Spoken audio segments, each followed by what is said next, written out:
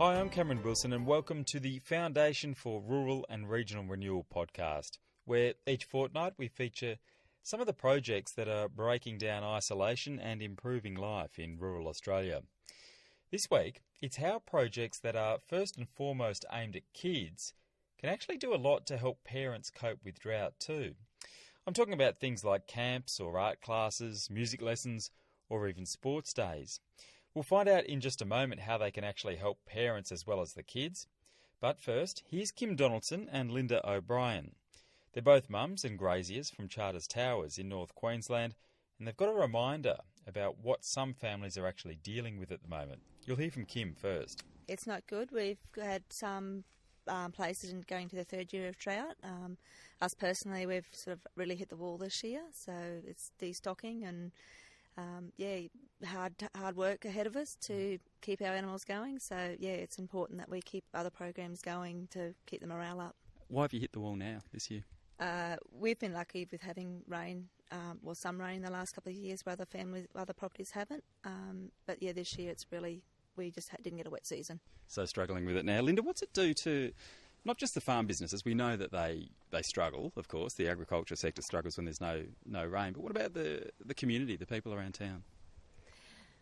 Well, it affects the entire community, I suppose. The financial pressure that's placed on the agricultural sector has a runoff or an impact on the township as well. And it has an impact on the emotional states of families in the area and the community in general. Kim and Linda are both members of the Isolated Children's Parents Association.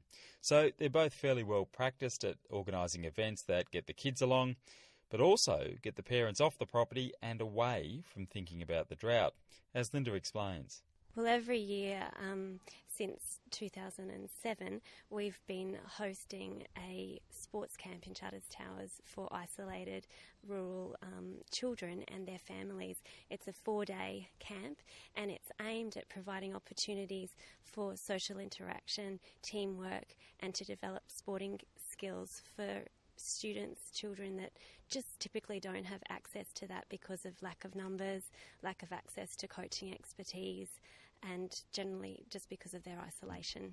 Kim, I take it this goes beyond sport. What do you see as the lasting benefits of holding an event like this? The social interaction, the parents as well as the kids, just be able to get together, meet each other, spend time together and create friendships that are going to last for years to come. What do the parents say to you? I have parents that sort of say, it's happening again this year. We're not going to go to such and such and such and such so we can spend the time at that camp because their kids love it so much and the parents secretly love it so much as well. I take it that's important in tough times when you can have quite an isolated existence? Yeah, it was important at any time, but particularly when things are rough, that you can go to town and spend some time with some mates and just have that time, just downtime. Kim Donaldson and Linda O'Brien from the Isolated Children's Parents Association, based in Charters Towers. Now, this is quite a common story, a program that is initiated for kids that turns out to help parents too. It's actually a good way to get those people that are more reluctant to attend other drought events off the property and taking part. These are the people that always put their kids and their stock well before themselves. In Prairie, in central northwest Queensland, the parents are finding similar results, but they're finding it with a totally different program run at the Prairie Primary School. In Prairie, it's all about teaching the kids music. That's who you can hear practicing.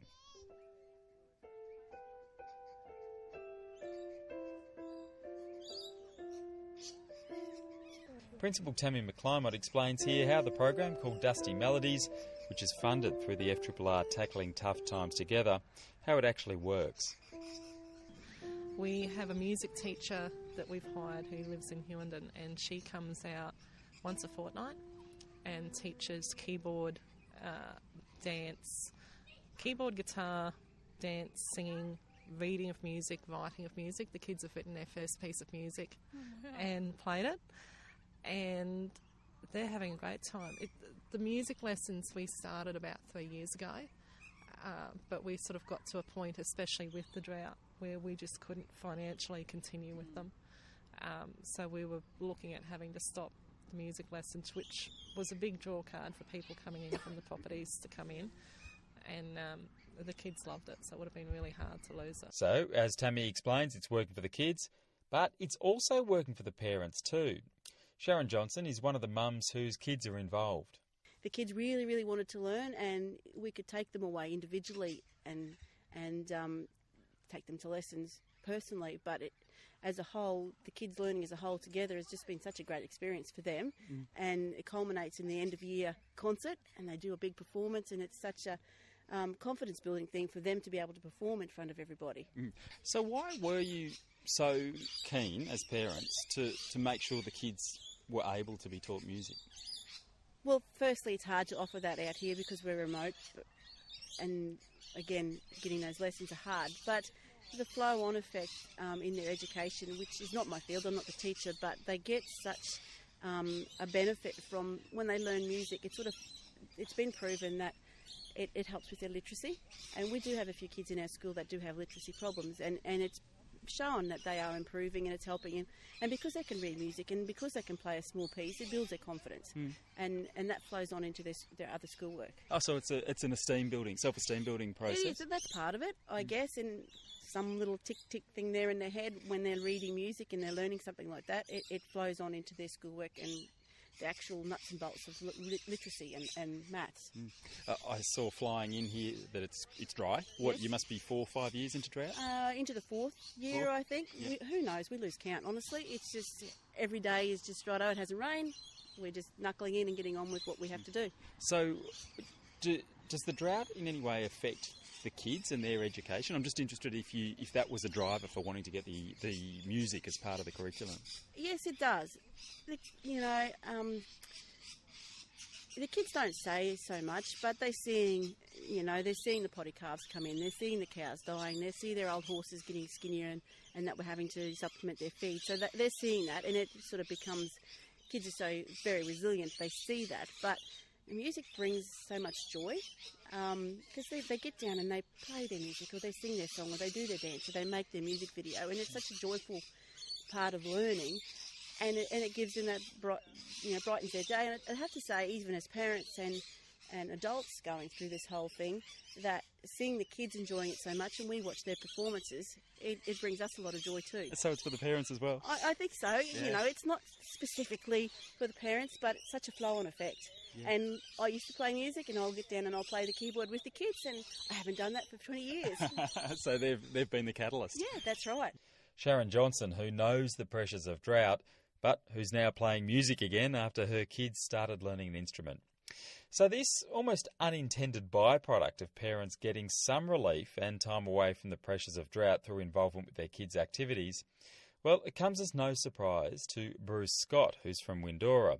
He's one of the community leaders there, so he's involved in organising most of the local events, kids involved or not. He knows that it's sometimes hard to get people to leave home and relax during drought, unless, of course, there are kids making them do it. But he also knows there's plenty of people in the community that don't have school-age kids, so for them it can be more difficult. He thinks there's real value in getting involved in events, even if they're aimed at other families. Yeah, just sometimes a phone call or a friendly slap on the back goes a long way. How you going? What's happening? Just a beer and a cup of tea sometimes is is pretty useful. But quite often when it's dry, people don't take the time to do those things, and we lose a little bit of social cohesion. We're not sometimes an effort to mix and go out and maybe call your neighbour.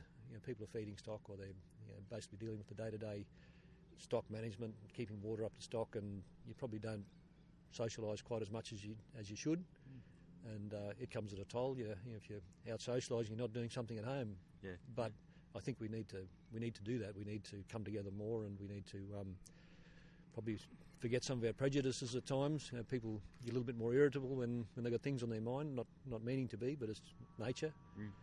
And I think we're all getting a little bit older too, so our kids are off our hands. There's less and less younger children in the communities, or has been for a while. We're starting to see a little bit of a change in that now, but there's less of a need to come together when there's not a lot of little kids. Kids do that, don't they? They do. They bring you together, and so it's great to see in a town like Windora, we're starting to see a few babies being born, a few toddlers getting ready for school, and that causes a natural reaction in itself. drives you mad when you've got to ferry them around everywhere, but there's a benefit to that. Well, it is, Cameron. Our kids are growing up and working or at university, and so are our neighbours, growing up. So we don't probably come together as much as we used to as neighbours, but we're having the fun of our friends, our younger friends, having little kids. So we sort of enjoy their company and enjoy being around their kids, and so that's good. Bruce Scott there, who's taking an interest in his neighbours, their kids, and most of the new arrivals in town. There are plenty of other examples of grants that are aimed at opportunities for kids that also have real benefits for the parents during drought. They're up on the FRRR website.